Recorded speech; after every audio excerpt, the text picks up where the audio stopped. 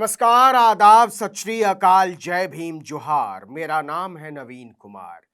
बिहार की जातीय गणना की रिपोर्ट आने से उत्साहित इंडिया गठबंधन ने 2024 में सत्ता में आने की सूरत में पूरे देश में जातीय जनगणना का वादा कर डाला है। सोनिया गांधी ने तो विशेष सत्र से पहले बाकायदा मोदी को चिट्ठी लिखकर इसकी तत्काल शुरुआत करने की मांग की थी, लेकिन अब कांग्रेस के उत्साह ने खुद उसके सामने चुनौती पेश कर डाली है, क्योंकि कर्नाटक में भी जाति का जिन्न निकल आया है। कर्नाटक के पूर्व मुख्यमंत्री और देश के पूर्व कानून मंत्री एम वीरप्पा मोइली ने मांग की है कि मुख्यमंत्री सिद्धारमैया जातीय जनगणना के आंकड़े जारी करें। इसके बाद से दक्षिण की राजनीति में भी भाजपा पत्ते की तरह डोलने लगी है। क्या किया जाए? देखिए कि 5 राज्यों में इस साल के अंत तक विधानसभा के चुनाव होने हैं। इसके 3-4 महीने बाद लोकसभा के चुनाव भी होने तय हैं और इसे लेकर सारे दल समीकरणों का हिसाब किताब दुरुस्त करने में जुटे हैं। और इसी बीच जातिगत जनगणना की मांग जोर पकड़ रही है। मनमोहन सिंह की सरकार में कानून मंत्री रहे वीरप्पा मोइली ने दक्षिण में इसकी कमान संभाली है। इसी साल दक्षिण का दुर्ग कहे जाने वाले कर्नाटक के विधानसभा चुनाव में कांग्रेस ने भाजपा को धूल चटाई थी। बजरंग दल को बजरंग बली से जोड़ने की प्रधानमंत्री नरेंद्र मोदी की कलाकारी को जनता ने बुरी तरह खारिज कर दिया था। कांग्रेस इसके फौरन बाद 2024 के लोकसभा चुनाव में जुट गई थी। भाजपा ने भी नए सिरे से तैयारी शुरू की, लेकिन जातीय गणना की लड़ाई में भाजपा बुरी तरह से पिछड़ चुकी है। नरेंद्र मोदी तो मध्य प्रदेश, छत्तीसगढ़ और राजस्थान की रैलियों में इसका मजाक उड़ाते हुए नजर आ रहे हैं। भाजपा में मोदी पर अंगुली उठाने की हिम्मत किसी की है नहीं, लेकिन साथ ही उसे यह भी डर सता रहा है कि यह दांव कहीं उल्टा न पड़ जाए, क्योंकि राजनीतिक रणनीति बनाने की सबसे बड़ी चुनौती इस समय जातियों को साधने की कवायद बन गई है। मोदी कुछ भी बोले, लेकिन सच यही है कि जातियों के समीकरण को अमीर बनाम गरीब से हराने की कोशिश को कामयाब बनाना असंभव से कुछ ही कम है। इसी बीच दक्षिण में भी जाति आधारित जनगणना के आंकड़ों पर बात शुरू हो गई है। आपको बता दें कि पिछले कार्यकाल में खुद सिद्धारमैया ने 2015 में एच कंथाराज की अध्यक्षता में सामाजिक एवं शैक्षणिक सर्वे कराने के लिए एक आयोग का गठन किया था। बाद में इसे जाति आधारित गणना का नाम दिया गया। इसकी रिपोर्ट भी उनके रहते हुए ही 2018 में ही तैयार हो गई थी, लेकिन कर्नाटक पिछड़ा वर्ग आयोग ने इसे सरकार के पास जमा नहीं किया। इसी वजह से इसे सार्वजनिक नहीं किया गया, जबकि इस पर सरकार ने 170 करोड़ रुपए खर्च किए थे। Karnataka state permanent backward class commission के मौजूदा अध्यक्ष के जयप्रकाश हेगड़े का कहना है कि इस रिपोर्ट को इसलिए सरकार को नहीं सौंपा गया क्योंकि इस पर तत्कालीन सदस्य सचिव मेंबर सेक्रेटरी ने हस्ताक्षर नहीं किए थे। लेकिन अब ये हमारे पास है और हम इसे अगले महीने तक सरकार के सुपुर्द कर देंगे। इसके बाद रिपोर्ट को कैबिनेट में पेश किया जाएगा। मुख्यमंत्री सिद्धारमैया ने कहा कि एक बार Karnataka state permanent backward classes commission की रिपोर्ट आ जाए, वो जमा कर दे, फिर हम इस पर फैसला ले लेंगे। लेकिन इसके पहले ही पूर्व मुख्यमंत्री वीरप्पा मोइली ने अपनी ही सरकार से मांग कर डाली है कि जातिगत जनगणना के आंकड़े और पूरी रिपोर्ट जल्द से जल्द सार्वजनिक की जाए। मोइली ने भाजपा के साथ जा मिले जेडीएस पर हमला करते हुए कहा कि 2018 के बाद बनी कांग्रेस और जनता दल सेकुलर की सरकार में जब एचडी कुमारस्वामी मुख्यमंत्री थे, तब भी वो कंथाराज आयोग की रिपोर्ट से वाकिफ थे, लेकिन उन्होंने उस रिपोर्ट को दबा दिया।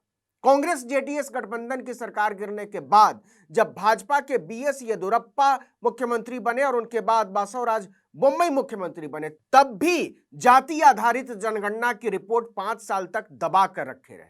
कंथाराज आयोग की रिपोर्ट पिछले 5 साल में जारी नहीं होने के कारण पर मोइली ने कहा कि इसका केवल एक ही मतलब है, भारतीय जनता पार्टी और जेडीएस जाति आधारित जनगणना कराना ही नहीं चाहते।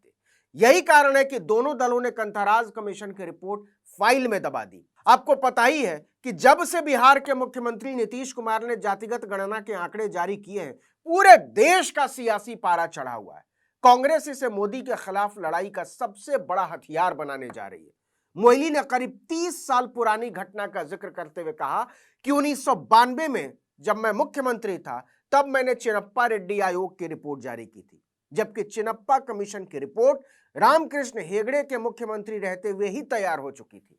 आपको बता दें कि रामकृष्ण हेगड़े 1983 से लेकर 1988 तक, कोई 6 साल तक जनता पार्टी सरकार में मुख्यमंत्री थे।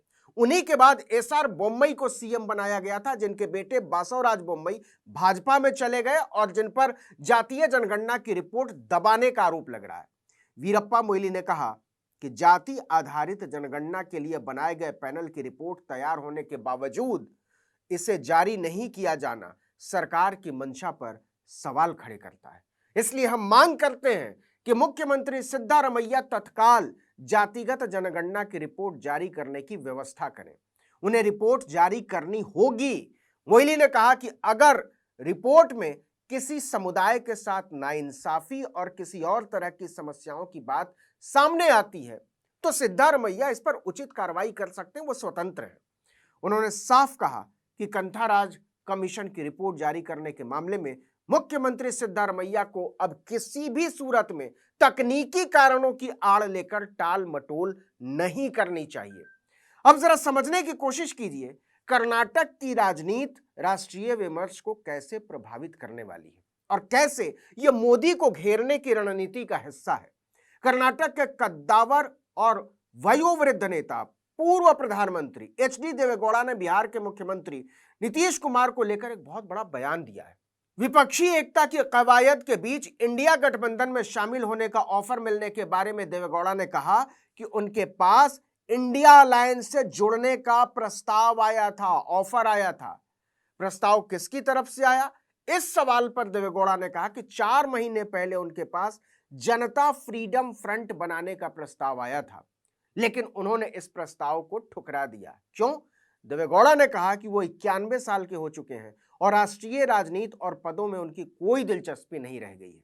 उन्होंने कहा वो नहीं भूले हैं कि कांग्रेस ने उन्हें किस तरह धोखा दिया। देवेगौड़ा ने कहा कि वो उम्र के इस पड़ाव पर किसी तरह का प्रयोग नहीं करना चाहते।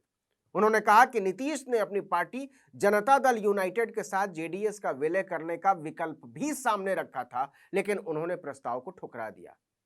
और इसके बाद देवेगौड़ा साहब बीजेपी की तरफ लपक लेते हैं और उनकी अपनी पार्टी में ही इस पर इस्तीफों की झड़ी लग जाती है, क्योंकि बीजेपी की मुस्लिम विरोधी नीतियां उनके अपने ही नेताओं के गले नहीं उतरती। लेकिन इससे एक बात तो साफ हो गई कि नीतीश कुमार ने जो चाल चली है, लालू यादव, तेजस्वी यादव ने जो चाल चली है, उसने पूरे देश की राजनीति को चक्कर घिन्नी की तरह नचा दिया है। नरेंद्र मोदी ने अपने पूरे राजनीतिक जीवन में न तो इस तरह का कोई मास्टर स्ट्रोक खेला है और न ही झेला है। अब आगे आगे देखिए होता है क्या। लेकिन इस बात से कोई इनकार नहीं कर सकता कि 2024 की लड़ाई धर्म बनाम जाति होने जा रही है। भाजपा और नरेंद्र मोदी के पास विकल्प बहुत सीमित बचे हैं। इस वीडियो में इतना ही, लेकिन अगर आपने आर्टिकल 19 इंडिया को अब तक सब्सक्राइब नहीं किया तो फौरन कीजिए, बेल आइकॉन दबाइए, घंटी जैसी आकृति लाइक कीजिए और कमेंट करके बताइए हमारा वीडियो आपको कैसा लगा। YouTube पर देख रहे हैं तो हमारे चैनल को सब्सक्राइब कर दीजिए, फेसबुक पर देख रहे हैं तो हमारे पेज को लाइक कीजिए, इंस्टाग्राम पर हमें फॉलो कीजिए और हमारा ट्विटर हैंडल है article19_India और मेरा ट्विटर हैंडल है नवीन जर्नलिस्ट। आप मुझे भी फॉलो कर सकते हैं। नमस्कार।